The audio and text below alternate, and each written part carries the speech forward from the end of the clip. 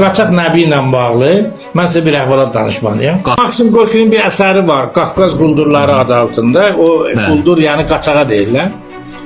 O iki dənə Qafqazda qaçaqdan yazır. Bir Qaçaq Kərəmdən, bir də Qaçaq Nəbidən. Qaçaq Nəbini Qara Nəbi adlandırır. Deyir ki, bu Qara Nəbi qoyun keçi oğru cəmaata zülm eləyir. Qaçaq Kərəm isə qardaşı pristav olmağına baxmayaraq özü Çar Rusiyasına qarşı vuruşur. Hatta bu o qədər igid bir adam olmur ki, İran şahına bir iki dəfə qəsd edirlər. İran şahı bunu çağırır ki, mən təhlükəsizliyimə təminat verir. Çar Rusiyası biləndə ki, Qaçaq Kərəm Müzəffərəddin şahının yanındadır, xəbər göndərir ki, onu biz axtarır, onu verəsən bizə. İran şahı deyir ki, bu adam mənim həyatımı qoruyur. Mən bunu sənə, istə müharibə olsun, bunu sənə verməyəcəm. O adamı biz tanımışıq neçənci ildə, Sovet hökuməti dağılandan sonra Qaçaq Kərəm. Qaçaq Nəbi isə orta məktəbdən biz hamımız bilirik də Qaçaq Nəbi kimdir.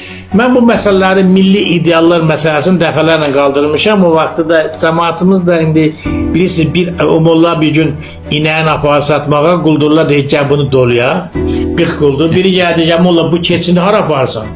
Molla deyir, görmüsən bu keçi deyə inəkdir. Deyir, sən nədən keçi çıxı gedir.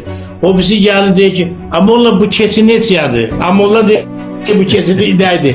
Bu 49, bak görürsünüz, bu 40-cı lotu gəlib buna deyəndə ki, molla bu keçi neçədir?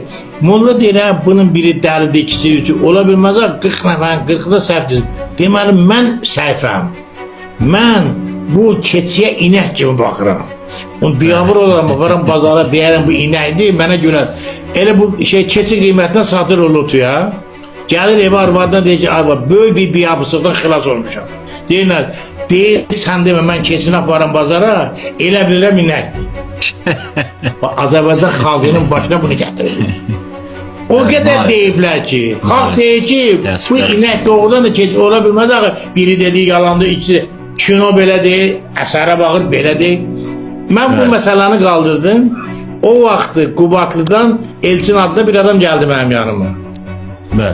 Dedi ki, Sərdar bəy, Qaçaq Nəbi haqqında deyilən hadisələrin heç birinin Qaçaq Nəbi aidiyyəti yoxdur.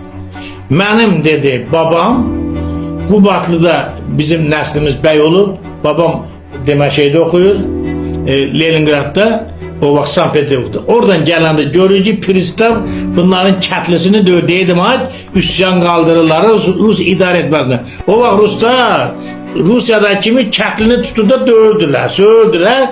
Bizdə belə şey yoxdur, xan heç vaxt kətli döyməzdi. Onu ən azı din qardaşı kimi baxırdı da. Düşür buna deyir ki, sən kimsən ki, mən bizim kətlini döyürsən, buna bir ana söğüş söğür. Rusda birisi də belə ana söyüşünə belə şey kimi bax, sevmişkən kimi titləyirlər. Bu çıxardı tapanca ilə bunu öldürür.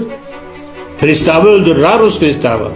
Gəlir atası deyir ki, bala, o vaxtı qayda belədir, Rusun məmurunu öldürmək, güllələnmək. Da bunu Sibirə də göndərmək. Yerində də asırdılar.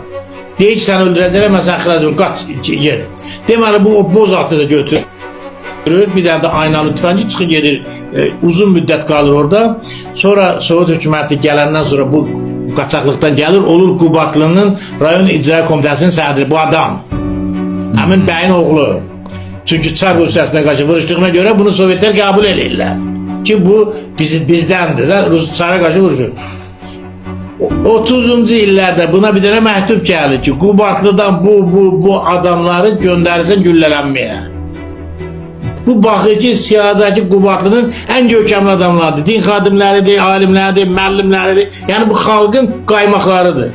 Gecə ilə hamısına xəbər verir ki, siz öldürəcəklər, çıxın Qubadlıda. O siyahada olan adamların hamısı çıxır, səhər gəlirlər, o adamları götürmə, baxılır ki, o adamlar yoxdur. Bilirlər ki, bu xəbəri verir. Bunun özünü gülləlirlər orada. Bax, həmin o Qaçaq Nəbi haqqında deyilənlər hamısı bu adama aiddir.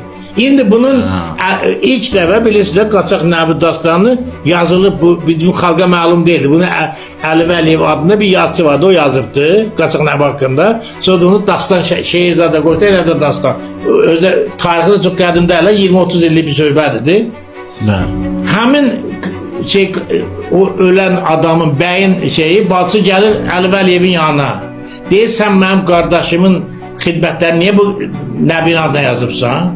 Deyir ki, mənə dedilər ki, o zonadan bir dənə qəhrəman çıxart ortalığa.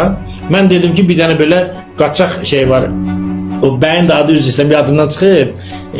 Əslində ona biz heykəl qoymalıyıq. Bax, məsələn, buradan da mən müraciət edirəm İlham Əliyevə ki, elə adamlara heykəl qoymaq lazım. Deyirsənə, İlham Əliyev bu koloniya olmuş. Bax, koloniya qarşı mübarizə aparan adam özünü ölümə verib başqalarını xilas edən. Bundan böyük nə qəhrəman ola bilər, mən bilmirəm. O adam həqiqətən də xalq qəhrəmandır.